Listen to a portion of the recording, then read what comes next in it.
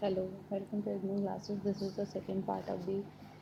BEGC 134 Block 2 The Awakening. हम पहले video में हमने बात करी थी कि एडना वनटेलियर जब अपना ग्रैंड आइल में अपने समर वेकेशन स्पेंड करती है एंड देन शी वापस जब वो आती है वेकेशन से, तो उसके बाद उसकी क्या मतलब किस तरीके से उसका बिहेवियर रहता है, change behaviour for her husband, for her child, for her motherhood, for her तो उसके बाद क्या होता है कि जो एडना पंटेलियर है वो सिर्फ अपने बारे में सोचती है, क्योंकि वो अवेक चाहती है for her feeling, her liberty. तो यहाँ पे बात की जा रही है एडना पंटेलियर के अवेकनिंग की। तो उसके बाद उसको सिर्फ अपने आप के लिए कुछ करना रहता है, तो वो सारी ड्यूटीज़ अपनी भूल जाती है। उसके बाद क्या होता है, एक टाइम आता है जब जो रॉबर्ट है वो मैडम रेटिग्नॉल के घर पे आता है, और उसको पता नहीं होता एडना पंटेलियर को कि वहाँ पे रॉबर्ट भी आने वाला है। तो वो जब उसको देखती है तो उसको वो पॉजिटिव रिएक्शन देती है उस पर, तो उस पर hello hi and all that. उसके बाद जो रॉबर्ट है वो भी पॉजिटिव एटीट्यूड के साथ उससे बात करता है। उसके बाद फिर मैडम रेटिंग वो लोग आपस में बात कर रहे होते हैं, जब तक मैडम रेटिग्नॉल की तरफ से एक मैसेज आता है कि उसको शी स्टार्ट लेबर एंड उसको उसकी ज़रूरत है एडना पंटेलियर की। तो एडना चली जाती है, तो वहाँ पे क्या करता है जो रॉबर्ट होता है वो एक लेटर लिख देता है एडना को कि goodbye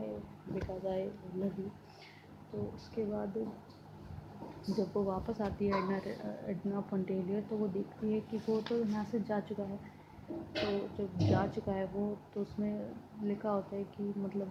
because I love you that's why I am going back.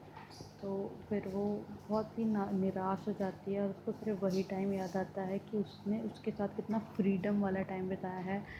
कितने अच्छे से मतलब उसने अपने आप को उसके सामने एक्सप्रेस किया। लेकिन अब जो है वो ये सारी चीज़ें नहीं कर पाएगी, तो वो बहुत ही निराश हो जाती है और फिर वापस से चली जाती है वहीं पे ग्रैंड आइल पे, जहाँ उसने स्विमिंग सीखी थी, जहाँ उसने रॉबर्ट के साथ टाइम स्पेंड किया था, अपनी दोनों फ्रेंड्स मैडम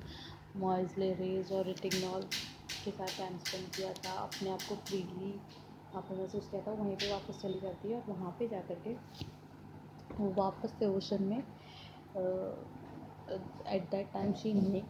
और वहाँ पे वो ओशन में चली जाती है और सारी चीज़ों को भूल करके एकदम फ्री हो करके ओशन में बैठ जाती है and at that time she neck. और उसके बाद वो इस तरीके से अपने थॉट्स में खोई हुई होती है कि उसे पता ही नहीं चलता कि वो कहाँ पे चली गई, और वहाँ पे फिर उसकी डेथ हो जाती है। यहाँ पर जो है ना, तो ये जो स्टोरी है वो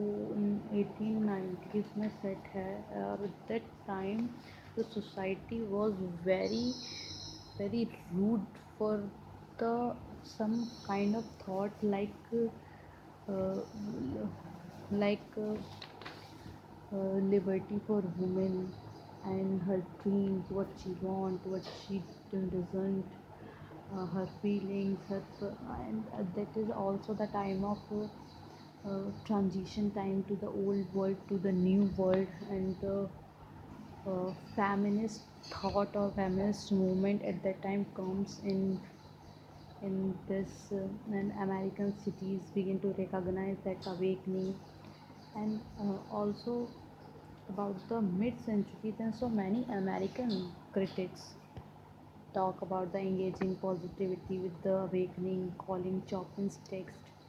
to discover a novel of such a stature in American past is both a happiness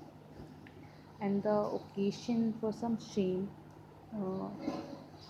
that's why the reaction of this time, the society was very rude and bad and negative.